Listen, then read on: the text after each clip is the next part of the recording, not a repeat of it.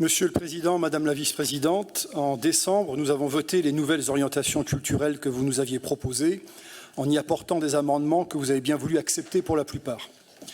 C'est très logiquement que nous voterons pour les programmes 302 et 303 qui en sont la traduction budgétaire. Mais il reste tant à faire en matière de politique publique pour la culture, dans une Bretagne qui subit, comme d'autres, la concentration scandaleuse des moyens de l'État au profit des institutions publiques ou privées qui ont leur siège à Paris. À l'occasion de ce débat budgétaire, nous voulons braquer les projecteurs sur un rapport récent du Conseil culturel qui porte sur le devenir de l'héritage culturel immatériel de la Bretagne, à savoir, outre les langues, la pratique instrumentale, le chant, la danse, le conte. Cet héritage, c'est l'essence même de l'identité bretonne.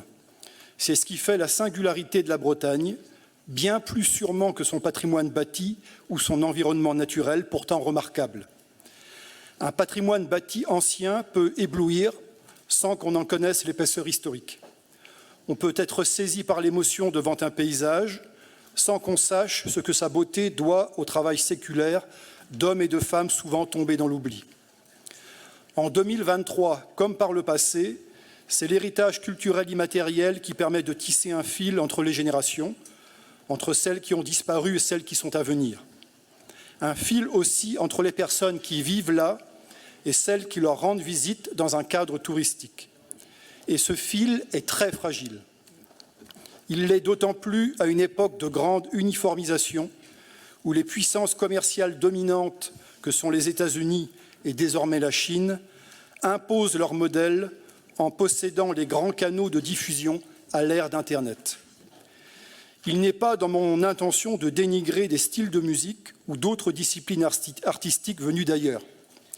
L'ouverture d'esprit aux influences extérieures est une des conditions de la création. Mais il s'agit de rappeler une évidence, l'avenir de l'héritage culturel immatériel de la Bretagne se joue en Bretagne et nulle part ailleurs. Si nous n'y consacrons pas toute l'attention qu'il mérite, personne ne le fera à la place des Bretonnes et des Bretons. Dans son rapport, le Conseil culturel de Bretagne a voulu mettre l'accent sur une transmission en danger.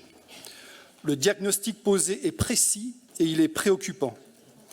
Les préconisations, résumées pages 128 à 130 du rapport, sont structurées, très pertinentes, et nous voudrions que le Conseil régional s'y penche.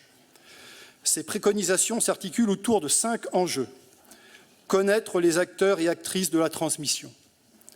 Structurer par des mises en réseau et des groupements d'employeurs. Former via les associations culturelles spécialisées, mais aussi tous les enseignants et conseillers pédagogiques. Faire connaître, au travers notamment de l'éducation artistique et culturelle. Enfin, renforcer la présence au quotidien. Nous pensons que la région doit augmenter son effort budgétaire au service de l'héritage culturel immatériel, pour lequel elle a reçu une délégation de compétences de l'État. Un effort budgétaire qui serait renforcé de façon structurelle sur la base d'un plan pluriannuel. Pour cela, les préconisations du Conseil culturel nous offrent un cadre de travail stimulant. Il faut s'en saisir pour préparer les prochains rendez-vous budgétaires. Nous pensons aussi que la région devrait contribuer à mobiliser l'ensemble des collectivités bretonnes, Loire-Atlantique comprise bien entendu, autour de cet effort budgétaire à fournir. Nous pensons enfin qu'au-delà des aides publiques absolument nécessaires, la région pourrait aider à faire émerger le beau projet de fondation pour la culture bretonne que Yvonique Gicquel, qui fut le père spirituel de la charte culturelle signée avec l'État en 1977, avait porté en son temps. Le rôle que le sommet de l'État a joué dans la création de la Fondation du patrimoine en 1996, puis dans son développement en 2017 avec la création de la mission Berne, vient démontrer que l'impulsion politique peut être décisive. Un certain nombre d'entreprises en Bretagne ou d'entrepreneurs bretons eux-mêmes qui se sentent une âme de mécène investissent volontiers dans l'art contemporain, parfois dans la restauration du patrimoine bâti. Pourquoi pas? Mais nous pensons que l'investissement politique de la région dans la création d'une fondation d'intérêt général qui serait dédiée à l'héritage immatériel de la Bretagne permettrait d'attirer leur attention sur les enjeux de la transmission de cet héritage et de sa mise en valeur. Des initiatives existent déjà qu'il s'agirait de décupler.